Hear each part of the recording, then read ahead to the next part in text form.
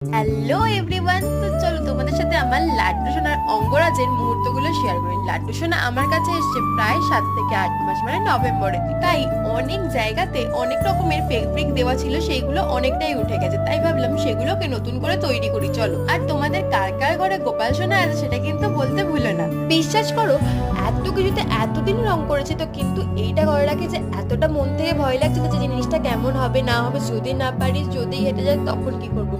কিন্তু মন থেকে চাইলে হয়তো সবকিছুই সম্ভব হয়, সেটা হয়তো ভিডিওর এন্ডেই তোমরা দেখতে পাবে। আর তোমরা যদি অঙ্গরাজের ফুল ভিডিওটা দেখতে চাও তাহলে কিন্তু অবশ্যই কমেন্ট করো, কারণ 1 মিনিটের ভিডিওতে সেটা তো সবটা দেখানো সম্ভব না। যতটা দেখাতে পেরেছি ততটাই করেছি।